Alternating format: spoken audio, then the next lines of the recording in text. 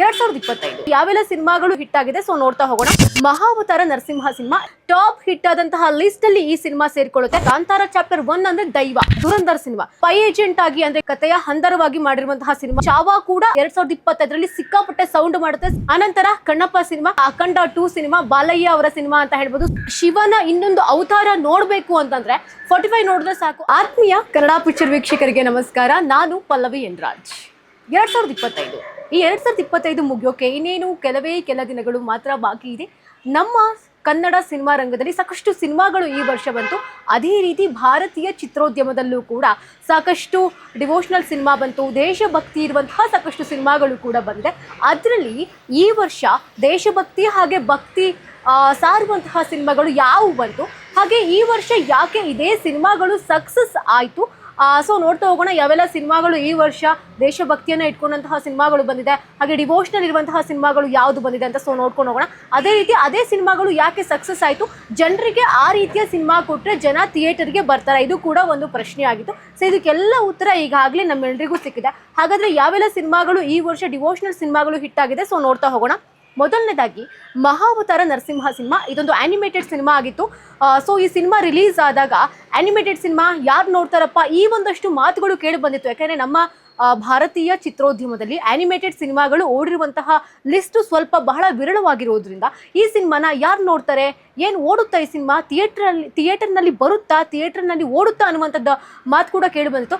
But ನೀವು ನಂಬಲ್ಲ, ನಮ್ಮ ಕರ್ನಾಟಕದಲ್ಲಿ ನಮಗೆ ಗೊತ್ತಿರುವ ಹಾಗೆ ಸಾಕಷ್ಟು ಶಾಲೆಗಳಲ್ಲಿ ಮಕ್ಕಳನ್ನ ಕರ್ಕೊಂಡ್ಬಂದು ಸಿನಿಮಾವನ್ನು ತೋರಿಸಿದ್ದಾರೆ. ಅಂದರೆ ಯಾವ ಮಟ್ಟಿಗೆ ಈ ಸಿನಿಮಾ ಸದ್ದು ಮಾಡ್ತು, ಸುದ್ದಿಯಲ್ಲಿತ್ತು ಅಂತ ನೀವು ನೋಡ್ತಾ ಹೋಗ್ಬೋದು. ಒಂದು ಸಿನಿಮ್ಯಾಟಿಕ್ ಮ್ಯಾಜಿಕನ್ನು ಈ ಸಿನಿಮಾದಲ್ಲಿ ತೋರಿಸಿದ್ದಾರೆ ಅಂತ ಹೇಳ್ಬೋದು.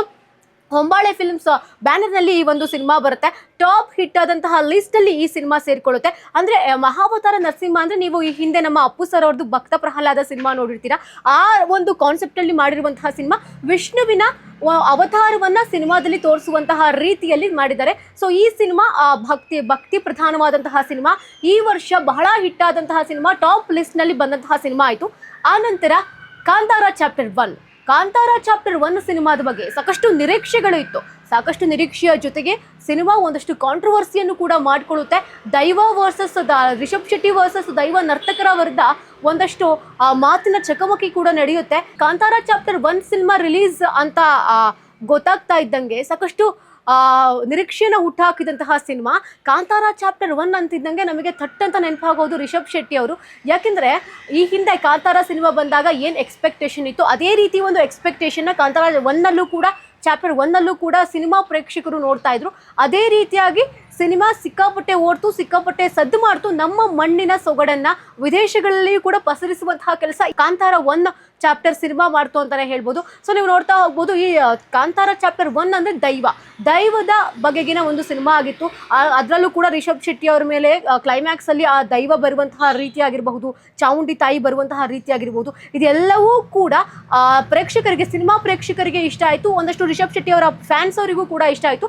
ಸೊ ಈ ಸಿನಿಮಾವು ಕೂಡ ಹಿಟ್ ಲಿಸ್ಟ್ಗೆ ಸೇರಿದಂತಹ ಸಿನಿಮಾ 183 ಪಾಯಿಂಟ್ ಸಮಥಿಂಗ್ ಕೋಟಿಯನ್ನ ಸಿನಿಮಾ ಕಲೆಕ್ಷನ್ ಮಾಡುತ್ತೆ. ಅಂದ್ರೆ ಒಂದು ಮಣ್ಣಿನ ಕರಾವಳಿಯ ಸೊಗಡನ್ನ ನಮ್ಮ ದೇಶಕ್ಕಲ್ಲದೆ ವಿದೇಶಕ್ಕೂ ಕೂಡ ಪಸರಿಸಿದಂತಹ ಸಿನಿಮಾ ಅಂತ ಹೇಳ್ಬೋದು. ಸೊ ನೀವು ಸಿನಿಮಾ ರಿಲೀಸ್ ಆದ ನಂತರದಲ್ಲಿ ನೋಡಿರ್ತೀರ, ಒಂದಷ್ಟು ಹುಚ್ಚಾಟಗಳನ್ನು ರೀಲ್ಸ್ಗಳ ಮೂಲಕ ಮಾಡಿರ್ತಾರೆ. ಆ ನಂತರದಲ್ಲಿಯೂ ಕೂಡ ನೀವು ನೋಡಿರ್ತೀರ, ರೀಸೆಂಟಾಗಿ ಒಂದು ಗೋವಾದಲ್ಲಿ ನಡೆದಂತಹ ಒಂದು ಸಿನಿಮಾ ಪ್ರೋಗ್ರಾಮ್ನಲ್ಲಿಯೂ ಕೂಡ ರಣವೀರ್ ಸಿಂಗ್ ಅವರು ದೈವದ ರೀತಿಯಲ್ಲಿ ಒಂದು ವರ್ತಿಸುವುದನ್ನು ಕೂಡ ನೋಡಿರ್ತೀರ. ಈ ರೀತಿಯಾಗಿ ಒಂದಷ್ಟು ಕಾಂಟ್ರವರ್ಸಿಯನ್ನು ಸಿನಿಮಾ ಮಾಡಿದ್ರು ಕೂಡ ಸಿನಿಮಾದ ಕಂಟೆಂಟ್ ಬಹಳ ಚೆನ್ನಾಗಿದೆ. ಒಂದು ದೈವದ ಬಗ್ಗೆ, ದೈವ ನರ್ತಕರ ಬಗ್ಗೆ, ದೈವವನ್ನ ನಂಬುವಂಥವರಿಗೆ ಈ ಸಿನಿಮಾ ಒಂದು ಉತ್ತಮವಾದಂತಹ ಉದಾಹರಣೆಯಾಗುತ್ತೆ. ಆ ನಂತರದಲ್ಲಿ ಜನ ಸಿನಿಮಾವನ್ನ ಅಷ್ಟಾಗಿ ಇಷ್ಟಪಡ್ತಾರೆ. ಈ ಸಿನಿಮಾ ಒಟ್ಟಾಗಿ 823 ಕೋಟಿಯನ್ನ ಸಮಥಿಂಗ್ ಮೊತ್ತವನ್ನು ಕಲೆಕ್ಷನ್ ಮಾಡುತ್ತೆ. ಆನಂತರ ರೀಸೆಂಟಾಗಿ ಬಂದಂತಹ ದುರಂಧರ್ ಅಂತಿದ್ದಂಗೆ ನಮಗೆ ನೆನಪಾಗೋದು ರೀಲ್ಸ್ಗಳು. ಯಾಕಂದರೆ ಇನ್ಸ್ಟಾಗ್ರಾಮ್ ಫುಲ್ಲು ಇದೇ ಸಿನಿಮಾದ ಹಾಡಿನ ರೀಲ್ಸ್ಗಳು ಸಿಕ್ಕಾಪಟ್ಟೆ ವೈರಲ್ ಆಗ್ತಾ ಇದೆ, ಸಿಕ್ಕಾಪಟ್ಟೆ ಓಡಾಡ್ತಾ ಇದೆ. ಈ ಕ್ಷಣದವರೆಗೂ ಕೂಡ ಸಾಕಷ್ಟು ಜನ ರೀಲ್ಸ್ ಕೂಡ ಮಾಡ್ತಾ ಇದ್ದಾರೆ. ಈ ದುರಂಧರ್ ಸಿನಿಮಾವು ಕೂಡ ದೇಶಭಕ್ತಿಯನ್ನು ಸಾರುವಂತಹ ಸಿನಿಮಾವು ಆಗಿದೆ. ಸೊ ಈ ಕಾರಣಕ್ಕೆ ಈ ಸಿನಿಮಾವು ಕೂಡ ರಣವೀರ್ ಸಿಂಗ್ ಅವರ ಸಿನಿಮಾ ಸಿಕ್ಕಾಪಟ್ಟೆ ಲೈಕ್ ಹಿಟ್ ಲಿಸ್ಟಲ್ಲಿ ಸೇರಿಕೊಂಡಿದ್ದ. ಹಾಗೆ ಈ ಕ್ಷಣದವರೆಗೂ ಕೂಡ ಸಿನಿಮಾವನ್ನು ನೋಡಲಿಕ್ಕೆ ಥಿಯೇಟರ್ನತ್ತ ಜನ ಬರ್ತಾ ಇದ್ದಾರೆ. ಸೊ ಸ್ಪೈ ಏಜೆಂಟ್ ಆಗಿ ಅಂದರೆ ಗೂಢಾಚಾರಿಕೆಯ ಒಂದು ಕಥೆಯನ್ನು ಇಟ್ಕೊಂಡು ಕಥೆಯನ್ನು ಕಥೆಯ ಹಂದರವಾಗಿ ಮಾಡಿರುವಂತಹ ಸಿನಿಮಾ ಆಗಿರ್ಬೋದು, ಸ್ಟೋರಿ ಲೈನ್ ಆಗಿರುತ್ತೆ. ಸೊ ಇದು ಕೂಡ ನಿಯರ್ ಅಂದ್ರೆ ಇಂದಿನವರೆಗೂ ಈ ಕ್ಷಣದವರೆಗೂ 900 ಕೋಟಿ ರೂಪಾಯಿಗೂ ಹೆಚ್ಚು ಹಣವನ್ನ ಕಲೆಕ್ಟ್ ಮಾಡಿ 900 ಕೋಟಿಗೂ ಹೆಚ್ಚು ಹಣವನ್ನ ಈ ಸಿನಿಮಾ ಕಲೆಕ್ಟ್ ಮಾಡಿರುವಂಥದ್ದು.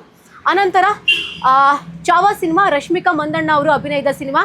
ಒಂದು ಶಿವಾಜಿ ಮಹಾರಾಜರ ಅವರ ಮಗ ಸಂಭಾಜಿ ಅವರ ಕಥೆಯನ್ನ ಇಟ್ಕೊಂಡು ಮಾಡಿರುವಂತಹ ಒಂದಷ್ಟು ಸಿನಿಮಾ. ಅಂದರೆ ಆ ಸಮಯದಲ್ಲಿ ಏನೇನೆಲ್ಲ ಆಗಿತ್ತು, ಒಂದಷ್ಟು ಕಷ್ಟದ ಸಮಯ, ಒಂದಷ್ಟು ಹ್ಯಾಪಿ ಮೂಮೆಂಟ್ಸ್ ಎಲ್ಲವನ್ನೂ ಸೇರಿಕೊಂಡು ಮಾಡಿರುವಂತಹ ಸಿನಿಮಾ ಅಂತ ಹೇಳ್ಬೋದು ಚಾವಾ. ಇದರಲ್ಲಿ ಈ ಸಿನಿಮಾ ಬಂದ ನಂತರದಲ್ಲಿ ರಶ್ಮಿಕಾ ಮಂದಣ್ಣ ಅವರನ್ನ ಇಡೀ ಸಿನಿಮಾ ಇಂಡಸ್ಟ್ರಿ ಆಗಿರಬಹುದು, ಅವರ ಅಭಿಮಾನಿಗಳಾಗಿರಬಹುದು, ಅಥವಾ ರಶ್ಮಿಕಾ ಮಂದಣ್ಣ ಅಂತಂದ್ರೆ ಯಾರಿಗೆಲ್ಲ ಆಗಲ್ಲ, ಅವರು ರಶ್ಮಿಕಾ ಮಂದಣ್ಣ ಅವ್ರನ್ನ ನೋಡುವಂತಹ ರೀತಿಯೇ ಬದಲಾಗುತ್ತೆ. ಸೊ ಹೀಗಾಗಿ ಚಾವಾ ಕೂಡ ಈ 2025ರಲ್ಲಿ ಸಿಕ್ಕಾಪಟ್ಟೆ ಸೌಂಡ್ ಮಾಡುತ್ತೆ, ಸಿಕ್ಕಾಪಟ್ಟೆ ಸದ್ದು ಮಾಡುತ್ತೆ. ಸಾಕಷ್ಟು ಜನ ಮಕ್ಕಳಿಗೆ ಕರೆದು ತೋರಿಸುವಂತಹ ಸಿನಿಮಾ ಆಗಿತ್ತು ಚಾವಾ. ಸೊ ಈ ಸಿನಿಮಾ ಕೂಡ ನಿಯರ್ ಒಂದು 800 ಕೋಟಿ ಹಣವನ್ನ ಕಲೆಕ್ಟ್ ಮಾಡಿರುವಂಥದ್ದು. ಆನಂತರ ಕಣ್ಣಪ್ಪ ಸಿನಿಮಾ ಅಷ್ಟೇನು ಸೌಂಡ್ ಮಾಡದೇ ಇದ್ರು ಪ್ರಭಾಸ್ ಅವರ ಸಿನಿಮಾ ಆಗಿತ್ತು. ಸೊ ಬೇಡರ ಕಣ್ಣಪ್ಪ ಏನು ನೀವು ನೋಡಿರ್ತೀರ ನಮ್ಮ ಕನ್ನಡದ ಸಿನಿಮಾ, ಅದರ ರೀತಿಯಲ್ಲಿ ಹೆಣೆದಿರುವಂತಹ ಕಥೆ ಆಗಿದೆ. ಶಿವನ ಆಧಾರಿತ ಕತೆ, ಶಿವನ ಸ್ಟೋರಿ. ಸೊ ಶಿವ ಅಂತಂದಾಗ ನಮಗೆ ನೆನಪಾಗೋದು ಆಬ್ವಿಯಸ್ಲಿ ಬೇಡರ ಕಣ್ಣಪ್ಪ. ಸೊ ಆ ಒಂದು ಕಥೆಯನ್ನ ಇಟ್ಕೊಂಡು ಮಾಡಿರುವಂತಹ ಸ್ಟೋರಿ ಅಷ್ಟೇನು ಸದ್ದು ಮಾಡಲಿಲ್ಲ. 800 ಕೋಟಿ ನಿಯರ್ 200 ಕೋಟಿ ಬಜೆಟ್ ಅನ್ನ ಹಾಕಿದ್ರು ಕೂಡ 36ರಿಂದ 40 ಕೋಟಿ ಹಣವನ್ನು ವಾಪಸ್ ತೆಗೆಯುವಲ್ಲಿ ಸಿನಿಮಾ ಸ್ವಲ್ಪ ಸೋತಿದೆ ಅಂತಾನೆ ಹೇಳ್ಬೋದು. ಅನಂತರ ರೀಸೆಂಟ್ ಆಗಿ ಬಂದಂತಹ ಅಖಂಡ 2 ಸಿನಿಮಾ ಬಾಲಯ್ಯ ಅವರ ಸಿನಿಮಾ ಅಂತ ಹೇಳ್ಬೋದು. ಸೊ ನೀವು ಈ ಸಿನಿಮಾದ ಟ್ರೋಲ್ ಎಲ್ಲ ಆಬ್ವಿಯಸ್ಲಿ ನೋಡಿರ್ತೀರಾ ಸೋಷಿಯಲ್ ಮೀಡಿಯಾದಲ್ಲಿ ಯಾವೆಲ್ಲ ರೀತಿಯಲ್ಲಿ ಸಿನಿಮಾ ಟ್ರೋಲ್ ಆಗ್ತಾ ಇದೆ ಅಂತ. ಹಾಗೆಯೇ ಇದರಲ್ಲೂ ಕೂಡ ಒಂದು ಶಿವನ ಆಧಾರಿತ ಕಥೆಯನ್ನ ಹೆಣೆದಿದ್ದಾರೆ ಅಂತ ಹೇಳ್ಬೋದು. ಒಂದು ಶಿವನ ಆಧಾರಿತ ಸ್ಟೋರಿ ಅಂದ್ರೆ ನಿಮಗೆ ಗೊತ್ತಿರುತ್ತೆ ಯಾವ ರೀತಿಯಲ್ಲಿ ಕಥೆಯನ್ನ ಮಾಡಿದ್ದಾರೆ ಅಂತ. ಸೊ ಹೀಗಾಗಿ ಬಾಲಯ್ಯ ಅವರು ಮಾಡಿಸಿದ ರೀತಿ ಆ್ಯಕ್ಟನ್ನು ಮಾಡಿದರೆ, ಒಂದು ತ್ರಿಶೂಲ ಇಟ್ಕೊಳ್ಳೋದಾಗಿರ್ಬೋದು, ಒಂದಷ್ಟು ಟ್ರೋಲ್ ಆಗ್ತಾ ಇದೆ, ನೀವು ಗಮನಿಸ್ತಾ ಇರ್ತೀರಾ. ಸೊ ಇದು ಕೂಡ ಈ ಕ್ಷಣದವರೆಗೂ ಸಿಕ್ಕಾಪಟ್ಟೆ ಹಿಟ್ ಆಗ್ತಿರುವಂತಹ ಸಿನಿಮಾ. ಈಗಲೂ ಕೂಡ ಸಿನಿಮಾವನ್ನು ನೋಡಲಿಕ್ಕೆ ಥಿಯೇಟರ್ನತ್ತ ಜನ ಬರ್ತಾ ಇದ್ದಾರೆ. ಸೊ ಈ ಸಿನಿಮಾವು ಕೂಡ ಇಲ್ಲಿಯವರೆಗೂ ಕಲೆಕ್ಷನ್ ಮಾಡಿರುವಂಥದ್ದು 110 ಕೋಟಿ ಕಲೆಕ್ಷನ್ ಮಾಡಿದೆ. ಈಗಲೂ ಕೂಡ ಥಿಯೇಟರ್ನಲ್ಲಿ ಸಿನಿಮಾ ಓಡ್ತಾ ಇದೆ, ಜನ ನೋಡ್ತಾ ಇದ್ದಾರೆ. ಸೊ ಸಾಕಷ್ಟು ಸಿನಿಮಾಗಳು ಬಂತು ದೇಶಭಕ್ತಿ ಆಧಾರಿತ, ಆದರೆ ಹಿಟ್ ಲಿಸ್ಟಿಗೆ ಹೋಗುವಂತಹ ಸಿನಿಮಾಗಳು ಬಹಳ ಕಡಿಮೆ. ನಾನು ಈಗ ಒಂದಷ್ಟು ಸಿನಿಮಾಗಳ ಹೆಸರು ಹೇಳಿದೆ, ಮಹಾವತಾರ ನರಸಿಂಹ ಆಗಿರಬಹುದು, ಕಾಂತಾರ ಚಾಪ್ಟರ್ 1, ದುರಂಧರ್ ಆಗಿರಬಹುದು, ಕಣ್ಣಪ್ಪ ಆಗಿರಬಹುದು, ಅಖಂಡ ಆಗಿರಬಹುದು. ಹಾಗೆ 45 ಬಗ್ಗೆ ಮಾತಾಡಲೇಬೇಕು. ನೆನೆ ಮೀಡಿಯಾ ಶೋ ಇತ್ತು 45ಗೆ. ಹಾಗೆ ಇವತ್ತಿಂದ ಪೇಯ್ಡ್ ಪ್ರೀಮಿಯರ್ ಶೋ ಇದೆ. ಸೊ ನೀವು ಟ್ರೈಲರ್ ನೋಡ್ಕೊಂಡು ಬಂದವರಿಗೆ, ಹಾಗೇನೆ ಹಾಡನ್ನು ನೋಡ್ಕೊಂಡು ಬಂದವರಿಗೆ, ಒಂದು ಶಿವನ ಇನ್ನೊಂದು ಅವತಾರ ನೋಡಬೇಕು ಅಂತಂದ್ರೆ 45 ನೋಡಿದ್ರೆ ಸಾಕು. ಆ ಕ್ಲೈಮ್ಯಾಕ್ಸ್ ಇದೆಯಲ್ಲ, ಕ್ಲೈಮ್ಯಾಕ್ಸು ನೆಕ್ಸ್ಟ್ ಲೆವೆಲ್ ಕ್ಲೈಮ್ಯಾಕ್ಸ್ ಅನ್ನ ಮಾಡಿದ್ದಾರೆ. ನಿಜವಾಗ್ಲೂ ಉಪ್ಪಿ ಸರ್ ಈ ಥರನೂ ಆ್ಯಕ್ಟ್ ಮಾಡ್ಬೋದು ಅನ್ನೋದನ್ನ ಸಿನಿಮಾದಲ್ಲಿ ತೋರಿಸಿರುವಂಥದ್ದನ್ನ ಕೂಡ ನೋಡ್ಬೋದು. ಶಿವಣ್ಣ ಅವ್ರ ಆ್ಯಕ್ಟಿಂಗೇ ಬೇರೆ, ಅದು ಶಿವ ತಾಂಡವ ಅಂತಾನೆ ಹೇಳ್ಬೋದು. ಅದು ಬೇರೆ ರೀತಿಯ ಒಂದು ಆ್ಯಕ್ಟಿಂಗನ್ನು ಮಾಡಿದ್ದಾರೆ ಅಂತ ಹೇಳ್ಬೋದು. ಸೊ ಒಂದು ಗರುಡ ಪುರಾಣನ ಇಟ್ಕೊಂಡು 45 ಸಿನಿಮಾ ಮಾಡಿರುವಂಥದ್ದು. ಈಗ 45 ರಿಲೀಸ್ಗೆ ರೆಡಿ ಆಗಿದೆ ಆಲ್ರೆಡಿ ನಾಳೆ. ಸೊ ನೀವು ಥಿಯೇಟರ್ನಲ್ಲಿ ಬಂದು ಅದನ್ನ ಎಕ್ಸ್ಪೀರಿಯನ್ಸ್ ಮಾಡಿದ್ರೆ ನಿಮಗೆ ಗೊತ್ತಾಗುತ್ತೆ ಯಾವ ರೀತಿ ಒಂದು ಶಿವನ ಒಂದು ಶಿವ ತಾಂಡವ ಆಗಿರ್ಬೋದು, ಶಿವನ ನೃತ್ಯ ಆಗಿರಬಹುದು, ನೀವಲ್ಲಿ ರಾಜ್ ಬಿ ಶೆಟ್ಟಿ ಅವರ ಆ್ಯಕ್ಟಿಂಗ್ ಆಗಿರ್ಬೋದು, ಉಪೇಂದ್ರ ಅವರ ಆ್ಯಕ್ಟಿಂಗ್ ಆಗಿರ್ಬೋದು, ಶಿವಣ್ಣ ಅವರ ಆ್ಯಕ್ಟಿಂಗ್ ಆಗಿರ್ಬೋದು, ಈ ಹಿಂದೆ ಯಾವ ಸಿನಿಮಾದಲ್ಲಿಯೂ ಕೂಡ ನೋಡಿರ್ಲಿಕ್ಕೆ ಸಾಧ್ಯನೇ ಇಲ್ಲ. ಆ ರೀತಿ ನೆಕ್ಸ್ಟ್ ಲೆವೆಲ್ ಆಗಿರುವಂತಹ ಆ್ಯಕ್ಟಿಂಗನ್ನು ಮಾಡಿದ್ದಾರೆ. ಒಂದು ಗರುಡ ಪುರಾಣದ ಎಳೆಯನ್ನು ಇಟ್ಕೊಂಡು ಮಾಡಿರುವಂತಹ ಸ್ಟೋರಿ ಆಗಿದೆ. ಸೊ ಅದನ್ನು ಥಿಯೇಟರ್ನಲ್ಲೇ ಬಂದು ಎಕ್ಸ್ಪೀರಿಯನ್ಸ್ ಮಾಡಬೇಕು. ಮಾರ್ಕ್ನಲ್ಲೂ ಕಾಳಿಕಾ ಶಕ್ತಿ ಡಿವೈನಿಟಿ ಸಖತ್ತಾಗಿ ಕನೆಕ್ಟ್ ಆಗುತ್ತೆ. ಆ ಕಾಳಿ ಸಾಂಗ್ ಥಿಯೇಟರ್ನಲ್ಲಿ ನೋಡಿದ್ರೆ ಎದೆ ಜಲ್ ಅನ್ಸುತ್ತೆ. ಸೊ ಇದಿಷ್ಟು ನಮ್ಮ ಈ ವರ್ಷ ಬಂದಂತಹ ಒಂದು ಭಕ್ತಿ ಪ್ರಧಾನ ಸಿನಿಮಾ ಆಗಿರಬಹುದು, ದೇಶಭಕ್ತಿ ಪ್ರಧಾನವಾದಂತಹ ಸಿನಿಮಾ ಆಗಿರಬಹುದು. ಇನ್ನೂ ಕೂಡ ಸಾಕಷ್ಟು ಸಿನಿಮಾಗಳು ಬಂದಿದೆ. ಬಟ್ ಹಿಟ್ ಲಿಸ್ಟ್ ಅಂತ ನೋಡಿದಾಗ ನಮಗೆ ಇಷ್ಟು ಸಿನಿಮಾಗಳು ಸಿಗ್ತಿರುವಂಥದ್ದು.